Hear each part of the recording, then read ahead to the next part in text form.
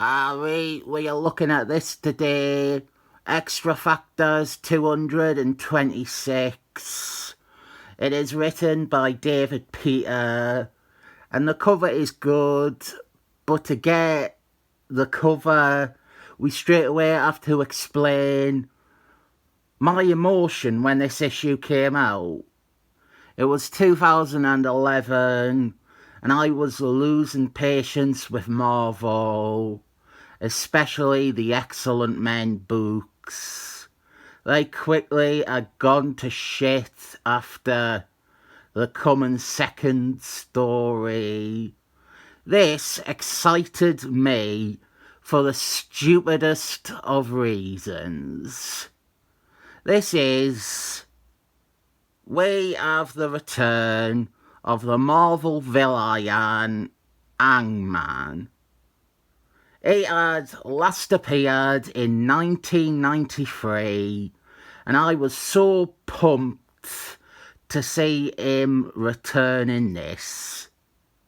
Maybe my priorities have always been wrong, but I got more passionate about the return of a D-list bad guy than Cyclist now being a child-killing dictator worse than Mr. Magnets, and Wolfman being the morally right Dr. X figure.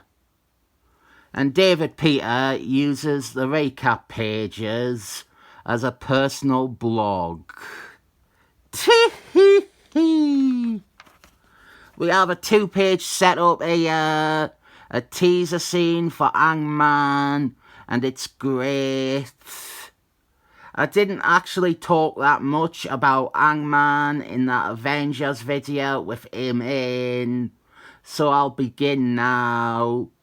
Hangman is Jason Rowland, and he first appeared in an anthology book called Tower of Shadows, a series I discovered just now Marvel have never collected. Where's the Tower of Shadows masterworks, Marvel?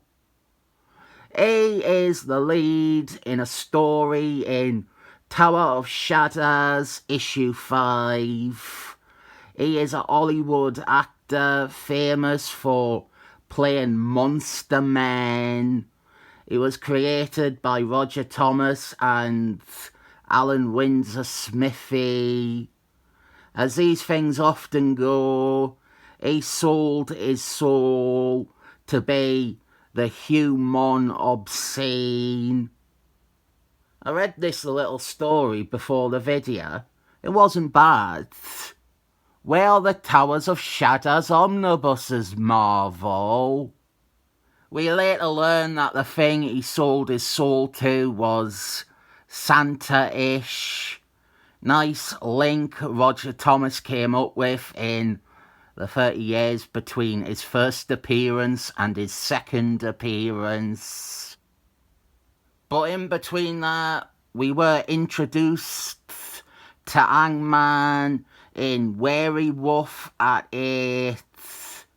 He was created by Mark Wolfenstein and Jill Kang.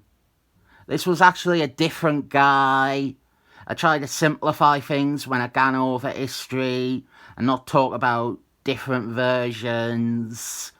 But yeah, the original Hangman was an insane vigilante who would save women and imprison them in his dungeons. And one of the funny things is he would often forget about the women in his dungeons, so they would end up dying. He eventually got impaled on his own scythe and died. Jason Rowland took the name and got a better costume in West Coast Avengers 76 by Roger Thomas and Bob Ross. Fun character, even if his gimmick is just that he has a rope. Extra Factors have gone to explore Multiplication Man's had family home. The people who had moved in after Multiplication Man's family left have been murdered. And now Extra Factors are looking into that. This version of Extra Factors, the 2000s version, they were private investigators. Originally, it was just Multiplication Man, Wolf's Girl, and Strong Guy. Not Sunder, goddammit. But then it expanded, and it kept expanding. A bit like Christina Aguilera's figure.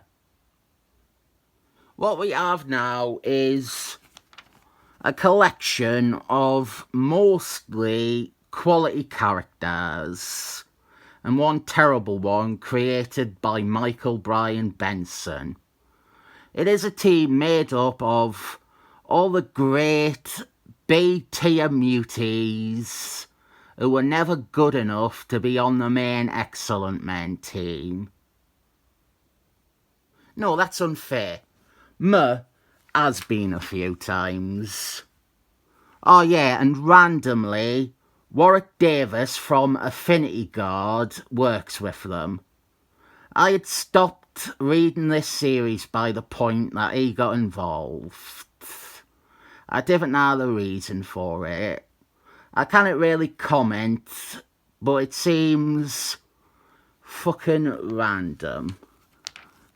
Also, Sphincter, he is gay now. Andy Richter, he is gay. I mean, this character, Sphincter, real name Andy Richter, he is gay. Andy Richter is probably gay too, though. My problem is, as always is the case, that it discounts any of his earlier appearances. Sphincter had been shown to have a deep relationship with Wolf's Girl. He had one with Time Bomb. He had a relationship with Bangle, probably. She got around most of Excellent Force. I think having this character realise he is gay would be fine, but it is handled as it always is, where they just say that he is gay, and it wants to imply he was gay in all his ad appearances, and it is uncomfortable because it takes emotional moments between him and Wolf's Girl, and now makes them insincere. He cannot just be close friends with his male teammate, Shatterer. He has to have always been gay lovers with him between the pages. The other thing is that, also like a lot of the other suddenly gay comic book characters, it seems to come from a place of homophobic stereotype. The Latino guy who wore a leather jacket and spiked his hair up, he is gay. It just seems juvenile and insulting.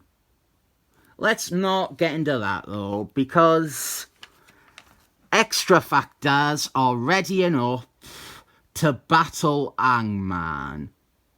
They bring out all the big guns for a guy with a rope. They read online that he went up against Wonder Man, so they think that he must be hot shit. There are character interactions sprinkled throughout, and they range from good, like this one here, to a bit annoying, like any other ones with the stupid Michael Bryan Benson, hyper-intelligent teenage girl. When you think about it, there are a few bad guys in comics whose only power is that they own a rope.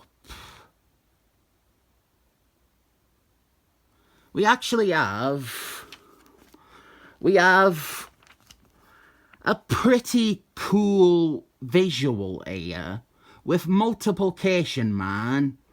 He duplicates himself to hold himself up while he is being hanged.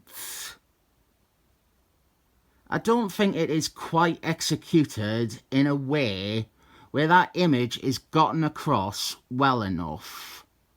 But it could have been a really strong image.